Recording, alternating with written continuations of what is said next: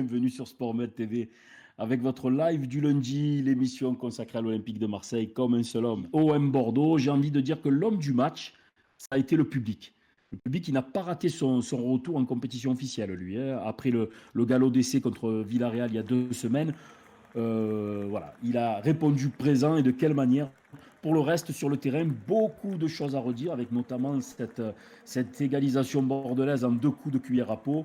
Bon, même si tout n'a pas été à jeter, on reste, comme je le disais en préambule, sur un goût amer. En première mi-temps, c'était bien parti. On gagnait 2-0. Pour moi, tout allait bien. Et on a plongé en premier quart d'heure de la deuxième mi-temps. C'était incroyable.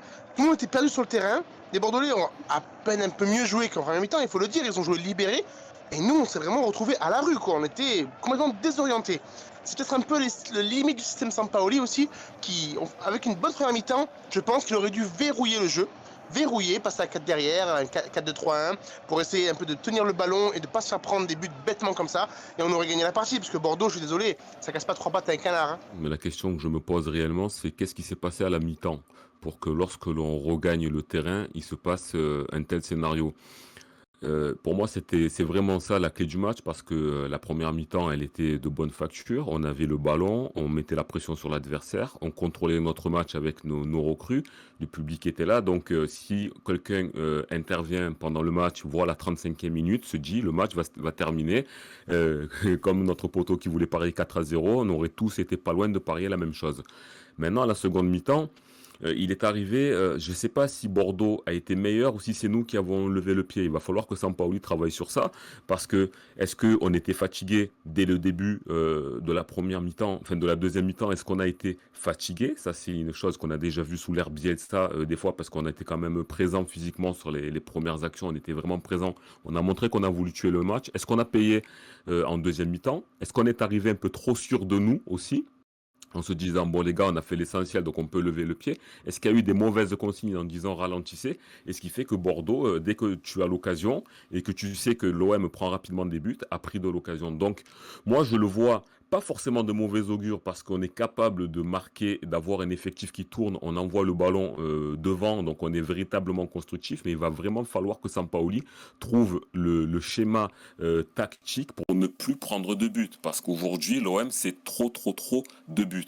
Donc moi, je dirais, c'est pas catastrophique. Là où c'est par contre dommage, c'est que ça faisait longtemps que les gens n'avaient pas retrouvé le Vélodrome et qu'un match avec un tel adversaire que je respecte, mais qui était complètement à notre portée, ça aurait dû se terminer par un 3-4-0 sans bavure. Dommage. Oui, oui. Quelle ambiance avant le match, la rentrée des joueurs, l'hommage à JPP, il y avait tout vraiment pour que la soirée soit réussie.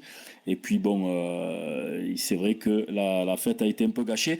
Je vais peut-être vous surprendre, mais même la première mi-temps de l'OM m'a pas forcément ravi. Alors, non pas qu'on jouait mal ou qu'on ne méritait pas forcément d'être devant au score, mais si je fais la comparaison en fait avec le match face à Montpellier, la première mi-temps face à Montpellier où on a mené 2-0 quand même, bah, je nous ai trouvé bien meilleurs à la motion. Les circuits de passe étaient meilleurs, on trouvait beaucoup plus facilement Conrad de la Fuente et Etienne Guise. Et d'ailleurs, si vous regardez bien, face à Bordeaux, finalement, l'OM ne déborde réellement sur le côté qu'une fois. C'est Conrad de la Fuente qui en a eu à Gerson. Gerson. Hmm. Centre en retrait pour Cengiz, c'est le but.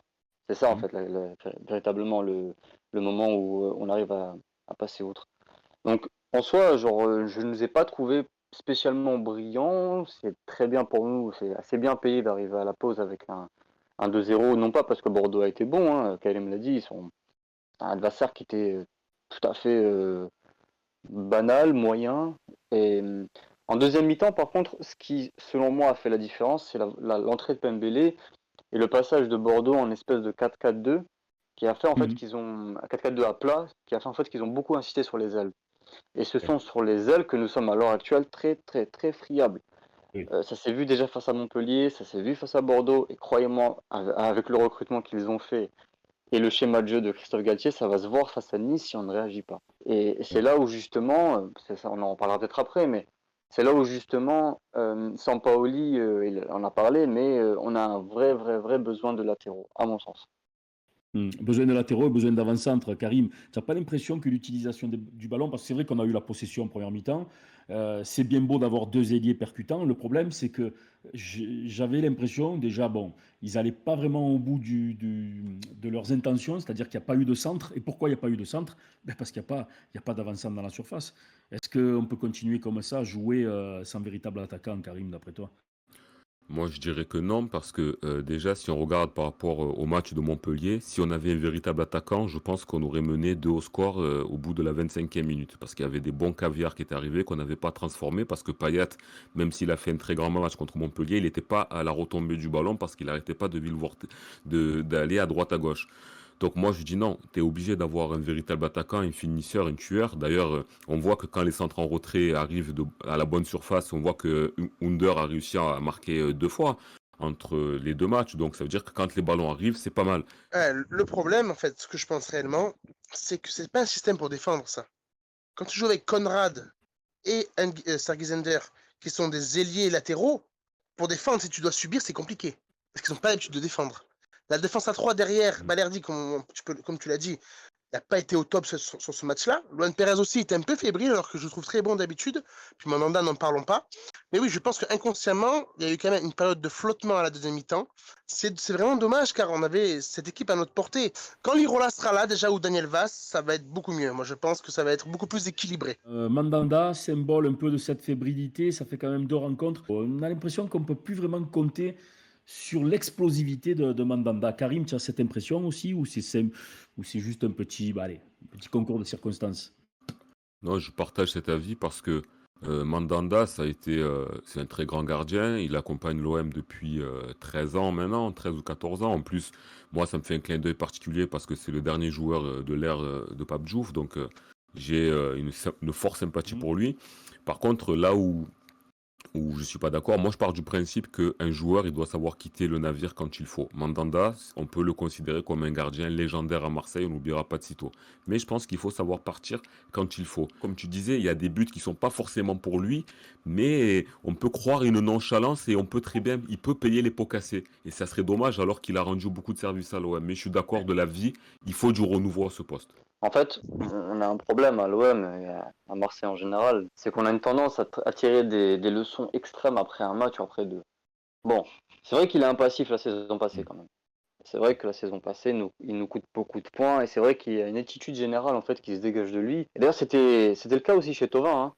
Et c'est ce qui a entraîné chez beaucoup de Marseillais la volonté de voir tout le monde dehors parce que ça fait des années qu'on côtoie ces joueurs-là, ça fait des années en fait que pour nous, ils représentent aussi cet OM qui est décevant, cet OM qui finit à des places, comment dirais-je, limite scandaleuses parfois. Et bon, mais pour revenir à son match d'hier, si tu regardes bien quand même, il n'est pas si responsable que ça. Le premier but est une frappe contrée, même s'il m'a l'air un peu lent à se coucher.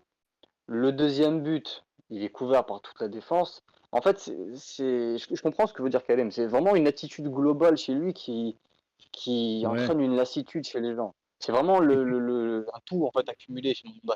Parce qu'il fait pas des matchs si scandaleux que ça. Ouais, non, là, les gars, je suis désolé, je vous adore, j'adore Mandanda, mais là, vous êtes trop gentil avec lui, hein. Là, il est pas bien, les gars, faut dire la vérité. Un gardien de l'OM, Mandanda, comme tu dis, Karim, je suis d'accord avec toi, ça peut être une légende. Parce que oui, 13 ans là, dernier champion et compagnie, super gardien, je l'adorais. Mais là, les gars, l'OM, t'as besoin d'un gardien qui est décisif. Là, il est plus décisif, voilà, point barre. Il faut un grand gardien qui soit là pour sauver. Parce que c'est très bien qu'on est. En plus, cette année, encore plus cette année, on va être exposé au contre. Si Mandanda. De toute façon, la stat est symptomatique, hein. C'est 4 frappes, 4 buts, hein. Il n'a pas arrêté une frappe, hein. Les gars, je vous le dis, là, cette année, Paul Lopez, il va prendre sa place. Moi, je pense, hein, je pense que Paul Lopez va prendre sa place. Parce qu'il a plus le feu sacré, comme tu dis, Gilles. Il est plus investi comme Ouais. avant. Le capitaine, comme tu dis, Ouais. Karang, qui est là, tu vois, qui bam, les gars, on On y est va, d'accord, on hein. y va. On est Là, d'accord c'est avec. compliqué, là, Bien Mandanda. sûr. Pourtant, je l'adore, hein. Mais c'est Ben, chaud, hein.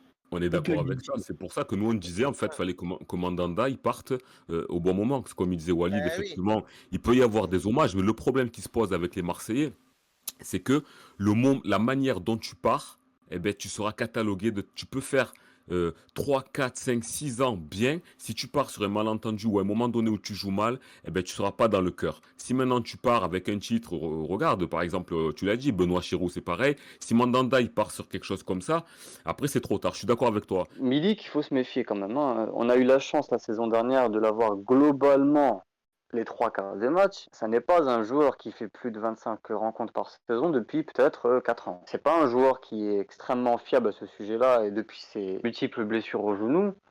Et à ce compte-là, il faudrait peut-être aussi envisager d'avoir un neuf qui soit un peu plus qu'un backup. Et c'est peut-être aussi pour ça, j'en sais rien, je suis pas dans le secret de ce que fait Longoria, mais c'est peut-être aussi pour ça qu'ils ont envie de se débarrasser de Benedetto. Moi, je vais vous surprendre, mais moi, je suis beaucoup plus Dario Benedetto qu'autre chose, hein. Parce que les gens ont tendance à avoir la mémoire courte. C'est un joueur qui déjà a traversé l'Amérique, il a traversé le monde entier pour venir à l'OM. Il a eu un temps d'adaptation très court parce qu'il a marqué 4 buts en 4 titularisations. Il a fait aussi bien que Tony Cascarino et Djibril Cissé, c'est parmi les records marseillais. Tout le monde l'encensait, etc. Donc pour moi, il a montré qu'il était capable. Non, surtout que, rappelez-vous, le championnat a été arrêté à la 26e journée, il était à 11 buts. Villas-Boas lui en avait fixé 15. Il restait 12 journées, on peut croire qu'il aurait atteint les 15-16 buts. Pour moi, le rendement, il n'était pas si mauvais que ça. Ensuite, quand Sampaoli est arrivé, il a changé de système. Il a eu Milik. Milik a marqué. Mais comment il s'appelle? Benedetto, dans ces conditions-là, Milik est meilleur. Je ne dis pas le contraire. Mais Benedetto, il aurait marqué. Donc moi, avant de gaspiller de l'argent, de sortir à droite, à gauche, j'essaierai d'attraper le garçon, de voir ce qui va pas, dans quelle disposition il pourrait jouer. Rappelez-vous, quand il est rentré contre Montpellier, il marque pas, mais il est décisif dans ses déplacements. Donc moi, c'est un garçon qui, pour moi, aurait mérité sa chance. Après, je peux comprendre qu'il a une attitude qui, des fois, peut être... Mais c'est le rôle du manager. C'est le rôle du manager. Nous, à Marseille, dès que ça ne le fait pas, directement, on veut mettre dehors. Heureusement qu'on n'a pas fait ça avec Jean-Pierre Papin, André-Pierre Gignac, Chris Waddle. Il faut être des fois un peu plus indulgent. Il a plus d'expérience que Bamba Dieng. J'ai un ami à moi qui est en Argentine, il m'a dit « Qu'est-ce que vous avez fait à Pipa Benedetto? Qu'est-ce que vous lui avez fait en France ?» Tu vois? Si maintenant le joueur, il avait les pieds carrés, je suis d'accord, il a montré qu'il était adroit. Tous ceux qui disent Benedetto, Zub, etc., quand il a marqué des doublés au Vélodrome qui couraient vers le public, je vous ai vu descendre dans les gradés et le féliciter. Faut pas oublier, il est capable, il a marqué du droit, du gauche, il a marqué de la tête, il a marqué dans des matchs importants, il a fait des triplés contre Monaco, contre Paris. C'est juste que le garçon, il a besoin d'être remobilisé. Il faut que Sampaoli, il sache le manager. Et je vais souffler un nom.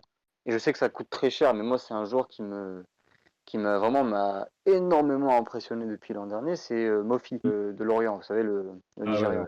Ouais. Lui, par exemple, si on arrive à ramener ça, franchement, Milik peut rester blessé encore longtemps, il n'y a pas de problème. Et ça pourrait être intéressant pour nous. C'est plutôt dans ce type de jour-là qu'il faut se retourner.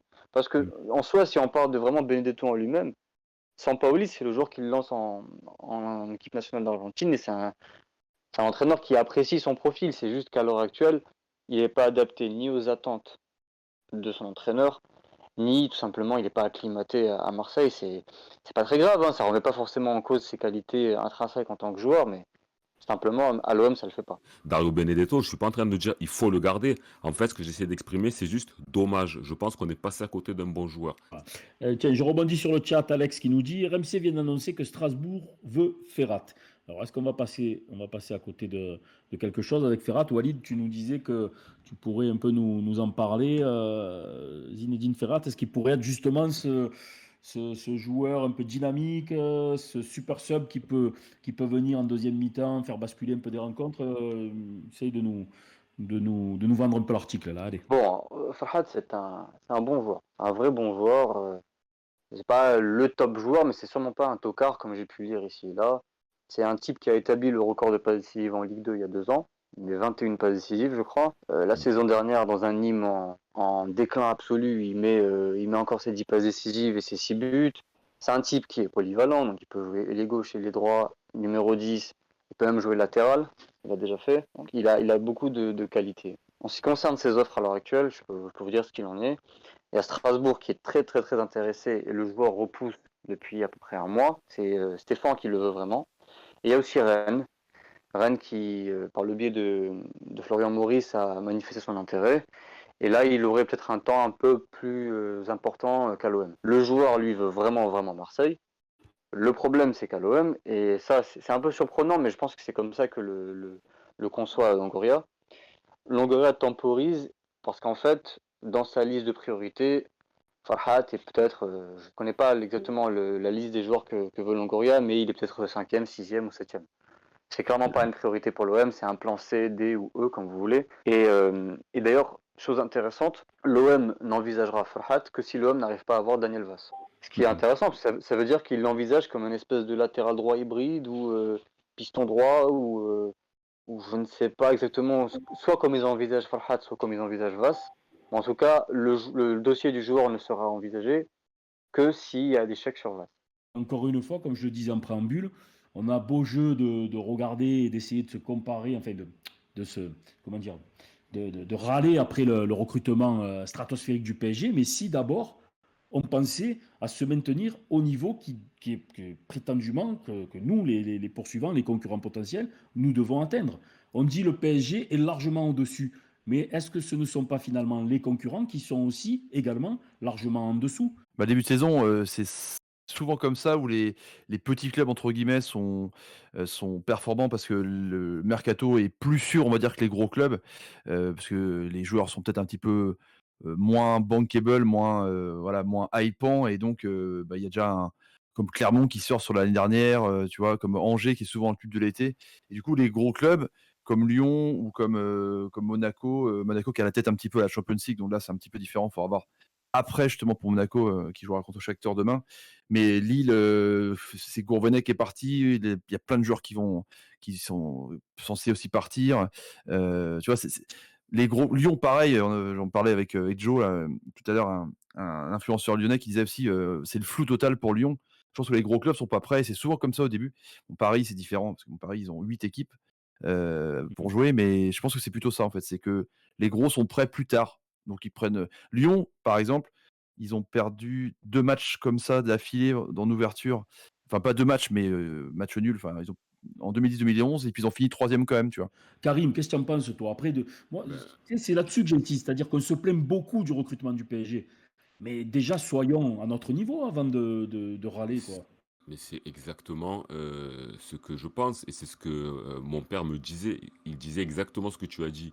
Les gens ont tendance à regarder le Paris Saint-Germain avant de regarder leurs propres souliers. On ne joue pas 38 journées contre le Paris Saint-Germain. Si tu fais Heureusement. un effectif, heureusement, si tu crées un effectif où tu bats tout le monde, le PSG bat tout le monde et toi tu perds tes 2 matchs contre eux, à la fin, il y a 6 points d'écart, pas plus.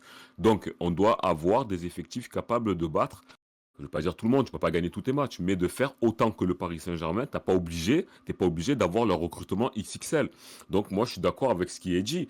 Donc on doit pouvoir gagner des matchs, être brillant et ne pas laisser s'échapper la grande équipe, parce que enfin, la grande équipe, le club qui a le pouvoir d'être champion directement, parce que c'est nous qui les laissons partir. Après, la différence majeure, juste pour revenir sur l'OM, c'est que Lyon euh, a fait mauvais match. Quand ils ont perdu, Monaco on les a pas trouvés. C'est là où l'OM on n'a pas su nous s'incruster parce que malgré tout on a prouvé qu'on avait quand même de la qualité par rapport aux équipes qui ont perdu.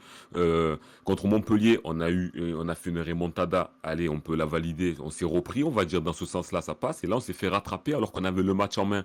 Si on avait tenu ce match en main parce qu'ils nous ont pas baladé Bordeaux, on aurait été à 6 points. On a eu la chance d'avoir un effectif qui a pu jouer quelques matchs de préparation avant alors que l'OM c'était jamais arrivé depuis au moins 10 ans qu'on fasse des matchs de prépa avec les nouvelles recrues. Nous, les nouvelles recrues, elles arrivent en fin août.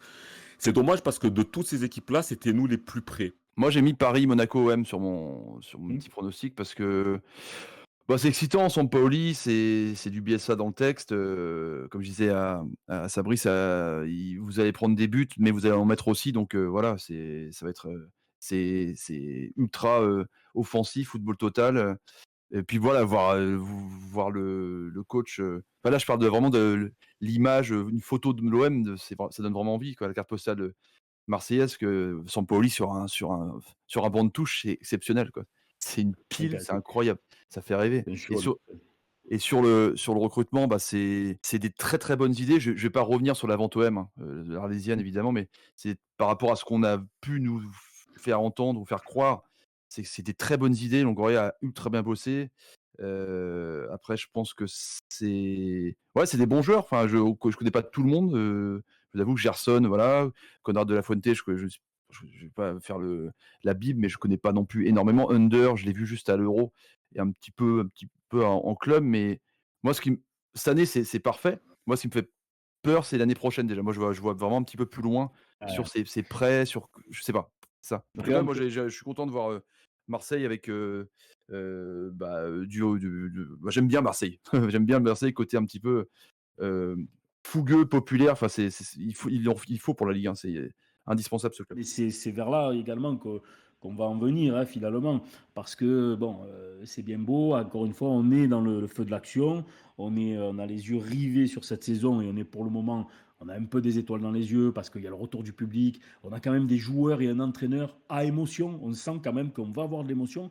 Mais quel est le véritable projet? Qu'est-ce qui va se passer derrière? Bon, ça, on essaiera de décortiquer un peu et de regarder un peu dans notre boule de cristal et de décortiquer un peu l'horizon. Alors pour moi, j'ai été plus dans le flou les 10 dernières années que depuis quelques mois, parce que Longoria, comme tu l'as dit, ça va déjà beaucoup mieux. Donc il commence à hisser la voile et on commence à prendre une direction qui est quand même acceptable. Ça, c'est pas mal.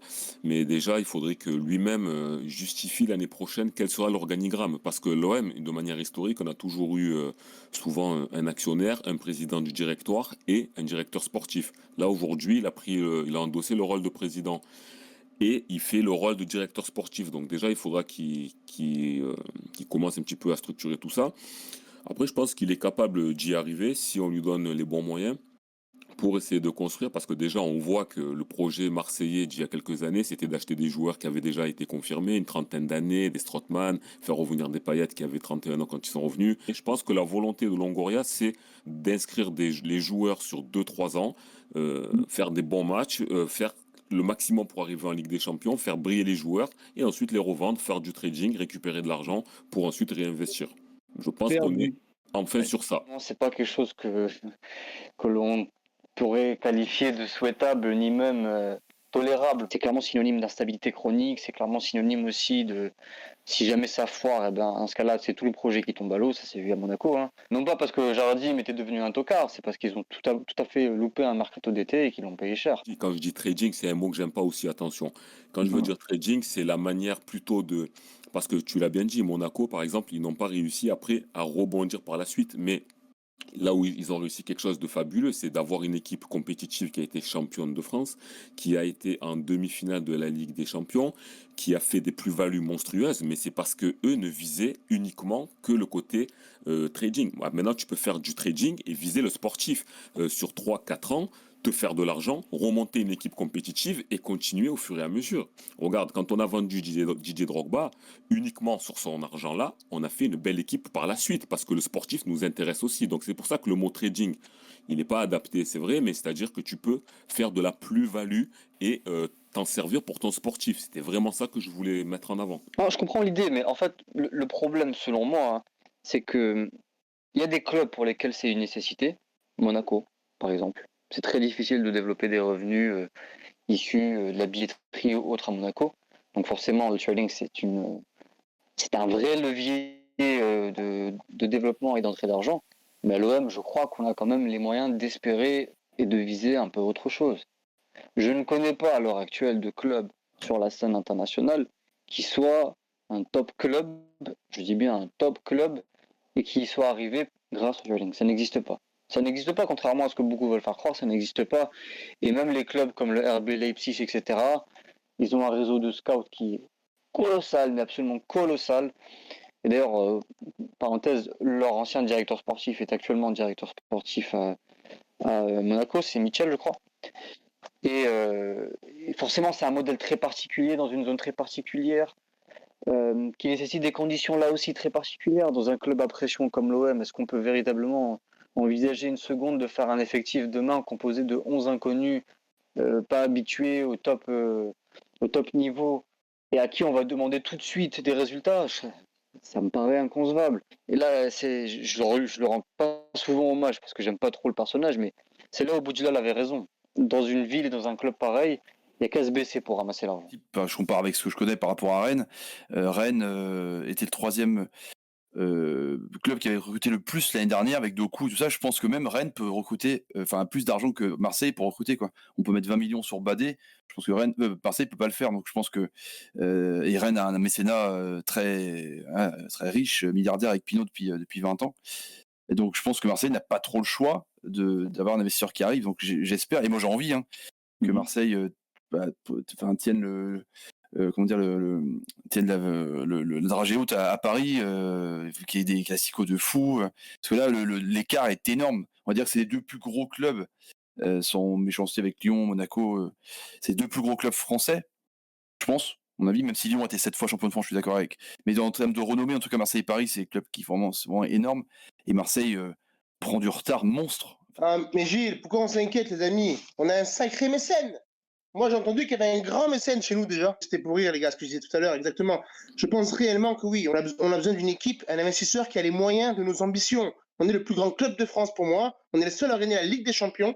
Je pense que réellement, il faut que McCourt lâche le club, qu'on ait quelqu'un qui ait les reins solides avec un gros sponsoring et faire une belle équipe. Je ne demande pas des Neymar et compagnie, hein, mais des bons joueurs un peu. J'aimerais bien un projet à la Liverpool. Karim, toi aussi, tu es de cet avis? Est-ce que tu n'en as pas marre de te contenter d'un titre de champion tous les 10-15 ans, d'une qualification en Ligue des Champions tous les 7-8 ans? Est-ce que tu rêves pas une stabilité vers le haut, évidemment, hein? Bien sûr, mais là on sort de l'enfer depuis 10 ans, donc je peux que l'espérer. Après, là où ça laisse de l'espoir, c'est qu'on voit que Paris laisse des plumes. En 2017, ils n'ont pas été champions. En 2021 non plus. Donc ça veut dire qu'il y a de la place pour les autres et cette place, elle devrait être à l'OM. Donc ça, c'est ce que je peux regretter, se dire pourquoi Lille n'est pas l'OM. Donc oui, je suis d'accord d'avis que McCourt devrait lâcher l'OM. Après, il faudrait être racheté par quelqu'un qui considère l'OM comme son bébé, comme sa raison de vivre. Pas besoin d'avoir forcément des milliards, mais quelqu'un qui investit et qui y croit, qui est au stade, qui le vit vraiment. On ne peut pas aussi bien diriger une entreprise que lorsque c'est son propre bébé que l'on joue.